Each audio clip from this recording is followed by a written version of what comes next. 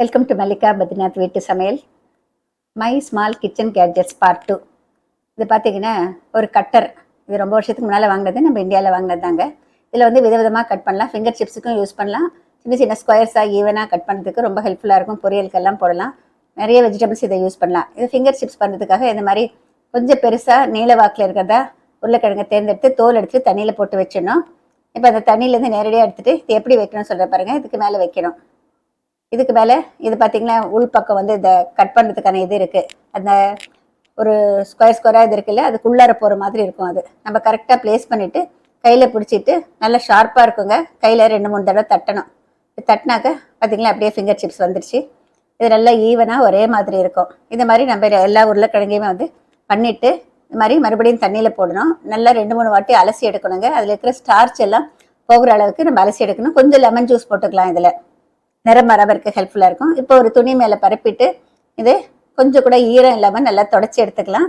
ஈரம் இருந்ததுன்னா மறுபடியும் நம்மளுக்கு வந்து எண்ணெயில் பொரிக்கிறப்ப கொஞ்சம் ஆயில் அப்சார்ப்ஷன் இருக்கும். பார்க்கறதுக்கு எண்ணெய் குடித்த மாதிரி தெரியும். அதனால ஈரம் இல்லாமல் வைக்கணும். இந்த மாதிரி நல்லா தொடச்சிட்டு மறுபடியும் இந்த தட்டில் எடுத்து போட்டுறேன். கொஞ்சமாக அரிசி மாவு ஒரு டீஸ்பூன் இல்லைன்னா 1.5 டீஸ்பூன் அளவுக்கு ஸ்ப்ரிங்கிள் பண்ணால் போதும். குவான்டிட்டிக்கு தகுந்த மாதிரி போட்டுக்கோங்க. இல்லைன்னா கார்ன்ஃப்ளவர் மாவு கூட போட்டுக்கலாம். இந்த மாதிரி கைகளால் நல்லா பெசரி விடணும். சூடான எண்ணெயில் போட்டு பொரிச்சு எடுக்கணும். பொரிக்கிறப்ப ஹை ஃப்ளேமில் வச்சுட்டு ரொம்ப ஷார்ட் பீரியட் பொரிக்கக்கூடாதுங்க. நம்ம சிப்ஸ் எல்லாம் பொரிக்கிறப்ப எப்படி கொஞ்சம் நேரம் பொரியுதோ அந்த மாதிரி இது கூட கொஞ்சம் நேரம் பொரிஞ்சால் தான் நல்லாயிருக்கும். கொஞ்சம் மீடியம் ஃப்ளேமில் வச்சுக்கோங்க.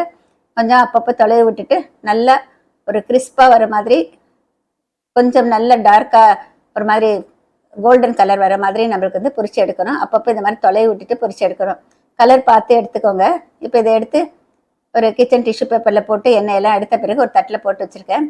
உப்பு மிளகாத்தூளை வந்து நான் தனித்தனியாக போட மாட்டேன். இந்த மாதிரி மிக்ஸ் பண்ணிட்டு தான் போடுவாங்க. அப்போ தான் ஈவனாக அது எல்லா இடத்துலையும் மிக்ஸ் ஆகி இருக்கும். தனித்தனியாக போட்டோன்னா அங்கங்கே உப்பு தெரியும், அங்கங்கே காரம் தெரியும். இந்த மாதிரி போட்டிங்கன்னா நல்லாயிருக்கும். இது நல்லா மிக்ஸ் பண்ணியாச்சு. இது காஷ்மீரி சில்லி போடுறதுனால கலர் இருக்குங்க, காரம் அவ்வளோவா இருக்காது. இப்போ இது ரெடியாக வச்சு அவங்க விருப்பப்படி உப்பு மிளகுத்தூள் போடலாம், இல்லைன்னா மிளகாத்தூள் போடலாம். குழந்தைங்களுக்கு வந்து ஸ்கூல்லேருந்து வந்த பிறகு இந்த மாதிரி டொமேட்டோ கெச்சப் வச்சு நம்ம தரலாம். ரொம்ப சீக்கிரமாக பண்ணிடலாம். இந்த மாதிரி கேஜெட் இருந்தால் 5 நிமிஷத்தில் நம்ம ரெடி பண்ணிடலாங்க. ரொம்ப சிம்பிள், ஒரே மாதிரியே இருக்கும், டேஸ்டியாகவும் இருக்கும்.